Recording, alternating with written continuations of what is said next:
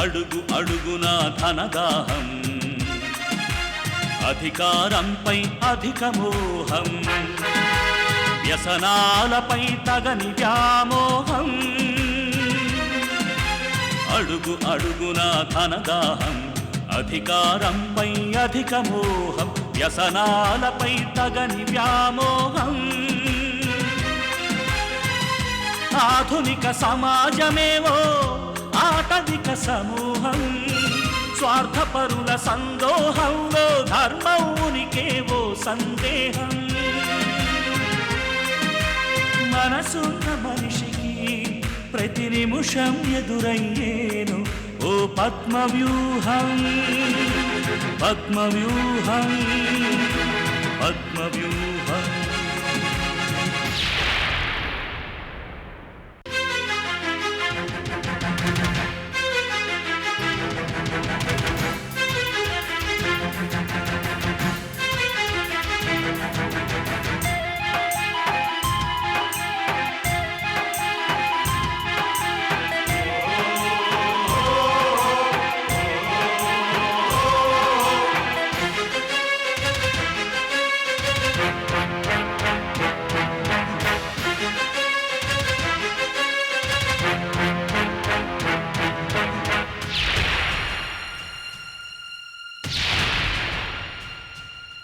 ప్రతి కదలిక వెనుక ఓ లాభానికై చింత, అవసరం లేకుంటే అరక్షణమైన నిలువరు నీ చెంత. ఇది కన్నీటినే వేలం వేసే కసాయి సంత, విలువలకై వెతుకులాట నేడొక పెద్ద వింత. విలువలకై వెతుకులాట నేడొక పెద్ద వింత.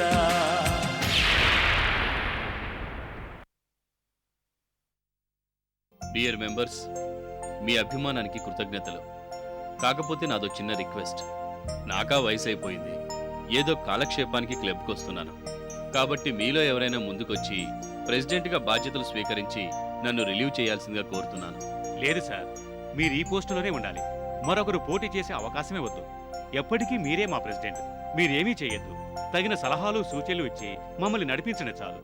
అవును సార్, మీరు వచ్చిన తర్వాత క్లబ్ కార్యక్రమాలు, సామాజిక సేవలు కూడా విశ్రింపచేశారు సార్. ఏ రకంగా చూసినా క్లబ్కి మీ సేవలు ఎంతో అవసరం.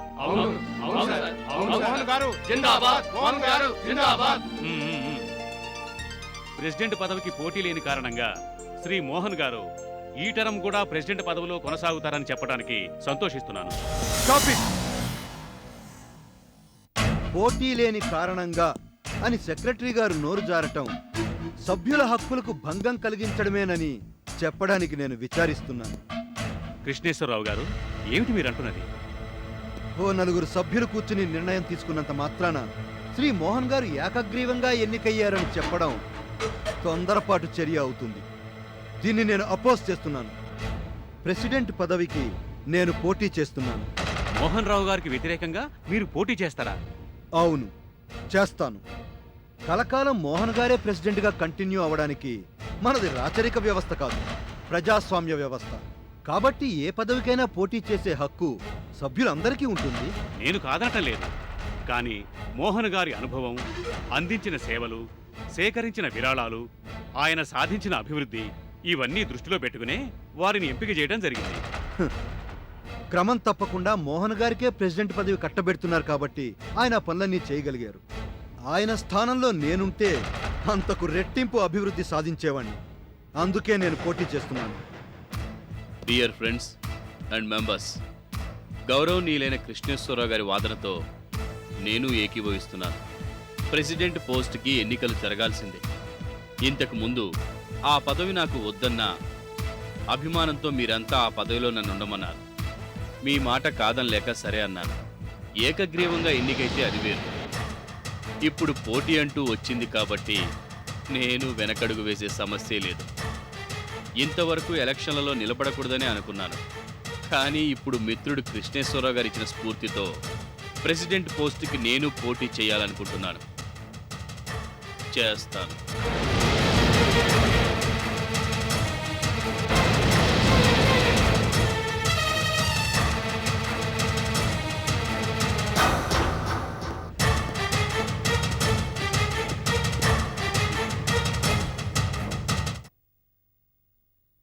సుహితమ్మా, భోజనానికి రా.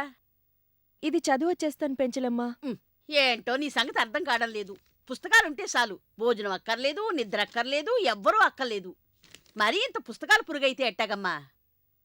మనసు బాగోలేనప్పుడు మంచి పుస్తకం చదివితే మనశ్శాంతి దొరుకుతుంది. అందుకే పుస్తకాన్ని మించిన స్నేహితుడు లేడంటారు. సర్లే, నీ మాటలింటే నేను పాడైపోతాను. తొందరగా భోజనానికి రా. ఉమ్.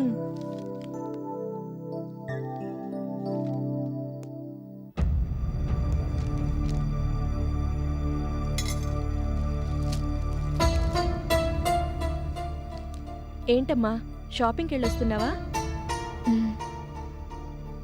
అవును, తేజ చెల్లెలు పెళ్ళాడు కదా.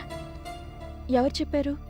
ఇందాక షాపింగ్ కని వెళ్తే అక్కడ తేజ అమ్మగారు చెల్లెలు కనపడ్డారు. నేనెదురుపడినందుకైనా వాళ్ళు నాకు ఆ విషయం చెప్పలేదు, పెళ్లికి రమ్మని పిలవలేదు. మరి పెళ్ళని నీకెలా తెలిసిందమ్మా? తేజ చెల్లెలు చెప్పింది. ఏమనుకుందో ఏమో, వెళ్ళిపోబోతూ అనూష నాకు పెళ్ళ అంటే అని చెప్పి వెళ్ళిపోయింది. తేజ కూడా అలాగే చేశాడు. మిత్రని కాదని వెళ్ళిపోయినా, నా మీద కోపంతో వర్తన్ నన్ను తిట్టిపోసినా కుటుంబ వ్యవహారానికి వ్యాపారానికి ముడిపెట్టలేదు నేను.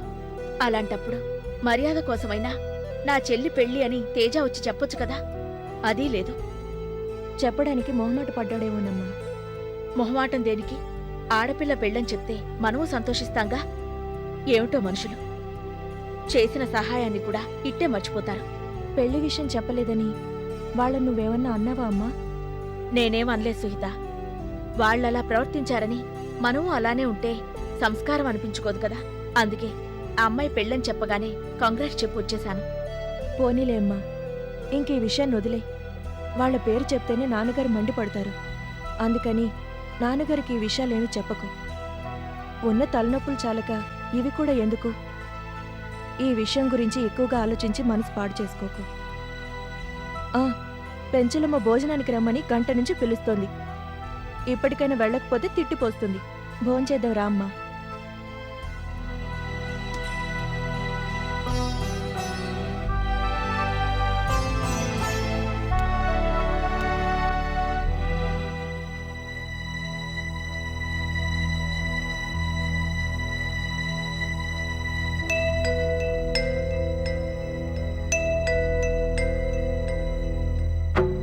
అన్నయ్య, ఏమిటి ఆలోచిస్తున్నావు? ఏం లేదమ్మా, పెళ్లి దగ్గర పడుతోందిగా, దాని గురించి ఆలోచిస్తున్నా. నిజంగా దాని గురించి ఆలోచిస్తున్నావా? అవునమ్మా, పెళ్లికి సంబంధించిన ఏ విషయమైనా రేపు మీ కాపురం మీద ప్రభావం చూపెట్టకూడదు, మీ మధ్య కలతలు రేపకూడదు. అందుకనే ఎక్కడా ఏ చిన్న పొరపాటు జరగకుండా చూసుకోవాలనుకుంటున్నాను. పెళ్లికి డబ్బు ఎక్కడి నుంచి తెచ్చావు? అవన్నీ ఇప్పుడు ఎందుకు అనూష? తెలుసుకోవాల్సిన అవసరం నాకుంది. చెప్పు, ఎక్కడి నుంచి తెచ్చావు? నాన్న చెప్పినట్టే మిత్రని అడిగే తెచ్చాను. అయినా మిత్ర తప్ప అంత డబ్బు మనకి ఇచ్చేవాళ్ళు ఎవరున్నారు చెప్పు? అందుకని నీకు ఇష్టం లేకపోయినా మిత్రతో పెళ్లికి ఒప్పుకొని డబ్బు తెచ్చావు, అంతేనా? అలాగని ఎందుకు అనుకుంటున్నావు? నాకు తెలుసన్నయ్య, కేవలం నా కోసం, కుటుంబం పరువు కోసం మిత్రతో పెళ్లికి ఒప్పుకున్నావు, అవునా? అవుననుష, అప్పుడేదో మూర్ఖంగా ఆలోచించి కాదన్నాను కానీ మిత్రని పెళ్లి చేసుకోవడం వల్ల ఎన్నో లాభాలున్నాయని చాలా ఆలస్యంగా తెలుసుకున్నాను. నా కోసం మిత్రతో పెళ్లికి ఒప్పుకున్నందుకు నీకు కృతజ్ఞతలు చెప్పాలో, మనసు ఎవరికో ఇచ్చి వేరెవరినో పెళ్లి చేసుకోవాల్సి వచ్చిన నీ పరిస్థితికి జాలిపడాలో అర్థం కావట్లేదు. నా గురించి మరీ ఎక్కువగా ఆలోచిస్తున్నావు అనుష. నువ్వు పెళ్లి చేసుకుని సుఖంగా ఉంటే చాలు. నా మనసులో ఎన్ని బాధలున్నా అన్నీ మర్చిపోయి ఆనందంగా బతికేస్తాను. పెళ్ళయ్యాక నువ్వు మిత్ర కూడా సుఖంగా ఉండాలని కోరుకుంటున్నాను. నిజమేనమ్మా, అయినా మన చేతుల్లో ఉంది. నిన్నటి వరకు నీ పెళ్ళి అవుతుందో లేదని కంగారు పడ్డావు. ఇవాళ తప్పకుండా జరుగుతుందనే నమ్మకంతో ఉన్నావు. మా విషయం అంతే. నువ్వు కోరుకున్నట్టే పెళ్ళయ్యాక నేను మిత్ర ఆనందంగా ఉంటామేమో ఎవరు చెప్పగలరు?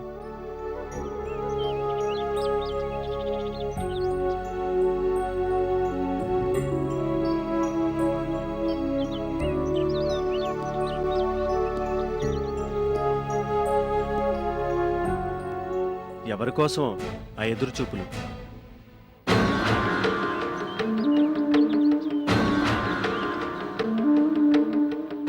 నీకోసం మాత్రం కాదు, ఒకప్పుడు నా కోసం కూడా ఇలాగే ఎదురు చూపులు చూసావు. జీవితంలో తెలియకుండా కొన్ని తప్పులు జరిగిపోతూ ఉంటాయి. కథలో సన్నివేశాలు మార్చినట్టు మనుషుల్ని మార్చడం అంత మంచి పద్ధతి కాదనుకుంటాను. మంచి చెడు మనిషిని బట్టి మారుతుంటాయి. ఒకరికి చెడు అనిపించింది మరొకరికి మంచి అనిపించొచ్చు. అలాంటప్పుడు ప్రేమ పేరుతో నన్నెందుకు మోసం చేసావు? ఆ అవసరం నాకు లేదు. నీ గురించి చాలా గొప్పగా ఊహించుకున్నాను. నీ భావాలంత ఉన్నతంగా నీ మనసు ఉంటుందనుకున్నాను. స్నేహాన్ని పంచి సేద తీరుస్తావని కలలు కన్నాను. నీ ప్రేమతో ప్రపంచాన్ని జయించాలనుకున్నాను. కానీ నువ్వు నన్ను మోసం చేసావు. నా నమ్మకాన్ని వమ్ము చేసావు. ఈ విషయాలన్నీ నువ్వెందుకు మాట్లాడుతున్నావో నాకు అర్థం కావడం లేదు. సుహిత, ఎస్, నేను నిన్ను ప్రేమించమనలేదు, ప్రపంచాన్ని జయించమనలేదు, ప్రేమని పంచిస్తానని అగ్రిమెంట్ రాసివ్వలేదు. అనుకోకుండా కలిసాం, కొన్నాళ్ళు ఫ్రెండ్లీగా తిరిగాం. దేరెండ్స్. అంత మాత్రాన జీవితాంతం నిన్ను ప్రేమించాలని, నీతో కలిసి ఉండాలని రూలేం లేదుగా. ప్రేమించడం, ఆశలు పెంచుకోవడం, కలలు కండం నువ్వు చేసిన పొరపాట్లు. వాటికి నేను బాధ్యురాల్ని కాను. నువ్వు అసలు ఆడదానివేనా? స్నేహం, ప్రేమ అనే పదాలకు అర్థం తెలుసా? తెలీదు. So what? తెలుసుకోవాల్సిన అవసరం కూడా నాకు లేదు. ప్రేమ అనే పదానికి అర్థాలు, నిర్వచనాలు ఇప్పుడు నీకు తెలిసాయిగా. ఇంకా నా వెంటెందుకు పడతావు? నీలాగా అర్థాలు తెలిసిన వాళ్ళని వెతుక్కో. నీ ప్రేమని, కలల్ని నిజం చేసుకో. You devil! ప్రేమించానని చెప్పి నన్ను మోసం చేసి ఇప్పుడు వేరెవరితోనో తిరుగుతున్నావు. ఇలా ఎంతమంది జీవితాలతో ఆడుకుంటావు? ఎంతమంది బ్రతుకుల్ని నాశనం చేస్తావు? నేనేం చేసినా పాపం లేదు. Mister Teja, hold your tongue. మరొక్క మాట మాట్లాడితే మర్యాదగా ఉండదు. నేనెవరితోనో తిరుగుతున్నానని నోరు జారాం. It's none of your business. దానికి నీకు సంజాషి ఇచ్చుకోవాల్సిన అవసరం నాకు లేదు. నా జీవితం నా ఇష్టం. నా జీవితాన్ని నాకు నచ్చినట్టుగా మలుచుకునే స్వేచ్ఛ నాకుంది. అయినా నన్ను శాసించడానికి నువ్వెవరు? నీకు నాకు సంబంధం ఏంటి? నా గురించి మాట్లాడే హక్కు నీకెవరిచ్చారు? నీకిదే ఆఖరిసారి చెప్తున్నాను. పాత పరిచయంతో మరోసారి నా జీవితంలోకి తొంగి చూడాలని కానీ, ఇలా వెంటపడి వేధించాలని కానీ ప్రయత్నించుకో. ఛీ!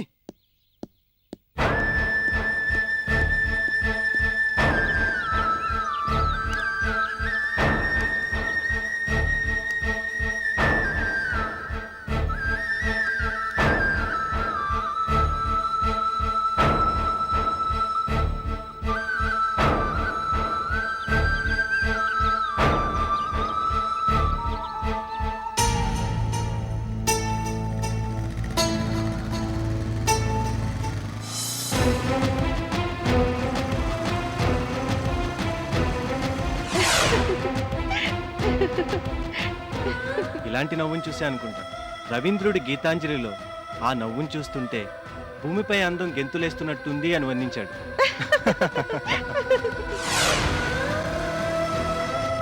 నేను ఇంకో అమ్మాయితో మాట్లాడడం నీకు ఇష్టం లేదు కదూ? నాకెందుకు ఇష్టం ఉండదు?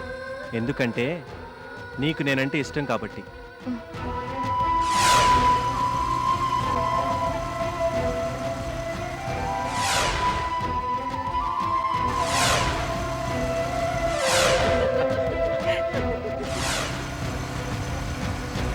ప్రేమించడం, ఆశలు పెంచుకోవడం, కలలు కండం నువ్వు చేసిన పొరపాట్లు.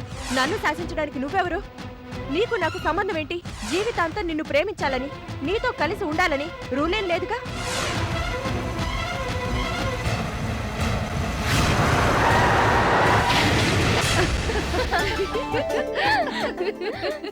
మీరు భలే సరదాగా మాట్లాడుతున్నారే.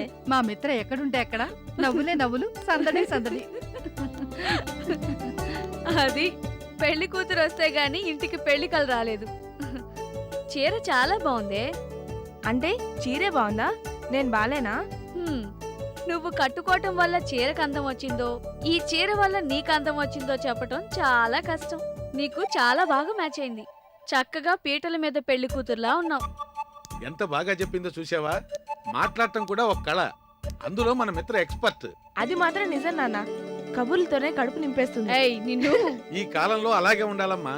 ఆ చాకచక్యం ఉండబట్టే ఇంత చిన్న వయసులో అంత పెద్ద కంపెనీని మేనేజ్ చేస్తోంది. మిత్ర, నిన్న షాపింగ్కి వెళ్తే మీ అమ్మగారు కనిపించారు. సిగ్గుతో చచ్చినట్టు అనిపించింది. ఏం మాట్లాడాలో కూడా తెలియలేదు. ఆ పరిస్థితిలో అనూషే మీ అమ్మగారితో తన పెళ్లి విషయం చెప్పింది. ఆ విషయం గురించి ఎక్కువ ఆలోచించకండి ఆంటీ. పెళ్ళని చెప్పారు కదా, అది చాలు. అమ్మా మిత్ర, తేజ నిన్ను పెళ్లి చేసుకుంటాడనే విషయం మీ ఇంట్లో చెప్పావా? ఇంకా చెప్పలేదు అంకుల్. అదేంటమ్మా, మీ పెళ్లి విషయం ముందు నీ ద్వారా తెలిస్తే తర్వాత మేం చెప్దామని ఆగాం. నేను చెప్పకపోవటానికి ఒక ప్రత్యేకమైన కారణం ఉంది అంకుల్. ఏమిటమ్మా? ఇప్పుడు మా విషయం చెప్తే 2 పెళ్ళిళ్ళు ఒకేసారి చేసేద్దామని మా వాళ్ళు అనొచ్చు. అలా అంటే మీరు కాదనలేరు. దాంతో అనుష పెళ్లి పోస్ట్ పోన్ అవ్వచ్చు. ఈ మధ్యలో మళ్ళీ అబ్బాయి వాళ్ల తరఫు నుంచి ఏవైనా ప్రాబ్లమ్స్ రావచ్చు. ఇవన్నీ ఆలోచించి ఈ హడావుల్లో ఎందుకు ఏకంగా అనుష పెళ్ళయ్యాక చెప్దామని ఆగానంకుల్. చిన్నదానివైనా అంత దూరం ఆలోచించావు. ఎంత మంచి మనసమ్మా నీది. నాదేం లేదంకుల్. మీరు ఆంటీ మంచివాళ్ళు కాబట్టి అందరూ మీకు మంచివాళ్లానే కనిపిస్తారు.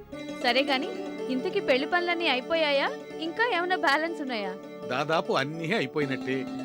అయినా చేతిలో డబ్బుంటే ఈ కాలంలో పెళ్లి చేయటం ఎంతసేపమ్మా? ఇల్లు కదలకుండా ఫోన్ మీద మొత్తం ఏర్పాట్లన్నీ చేయొచ్చు. ఏదేమైనా ఈ పెళ్లి నీ వల్లే జరుగుతోంది మిత్ర. సమయానికి నువ్వు డబ్బు సర్దుబాటు చేయకపోతే ఈ పెళ్లి జరిగేది కాదు, మధ్యలోనే ఆగిపోయేది. నువ్వు చేసిన ఈ సహాయానికి ఎలా కృతజ్ఞతలు చెప్పుకోవాలో అర్థం కావటం లేదు. ఆంటీ, నేను మీ ఇంట్లో మనిషినేనని మీకు చాలాసార్లు చెప్పాను. అయినా మీరు కృతజ్ఞతలు అవి అంటున్నారంటే నన్ను పరాయిదాన్ని చేసినట్టే అనుకుంటాను.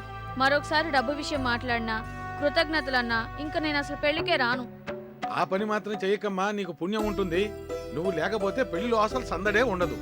గెస్టుల్ని రిసీవ్ చేసుకోవటం, మర్యాదలు చూడటం, ఈ డిపార్ట్మెంట్ అంతా నీదే. నువ్వు దగ్గరుండి ఈ పెళ్లి జరిపించాలి. Sure uncle. అనుష, పెళ్లి చేసుకుని నువ్వు అమెరికా వెళ్ళిపోతుంటే ఆనందంగా ఉన్నా ఓ మంచి ఫ్రెండ్ని మిస్ అవుతున్నందుకు చాలా బాధగా ఉంది. అందుకే రేపొచ్చి పెళ్ళయ్యే వరకు నేను నీ దగ్గరే సెటిల్ అయిపోతాను. You are most welcome. Close ఫ్రెండ్వి. ఈ 4 రోజులు నాతో కలిసి ఉంటానంటే అంతకన్నా ఆనందమే ఉంటుంది. అమ్మో, ఇప్పటికే చాలా లేట్ అయిపోయింది. వెళ్ళొస్తానంటీ. అలాగే. Bye uncle. మంచిదమ్మా. బాయ్ అను. బాయ్.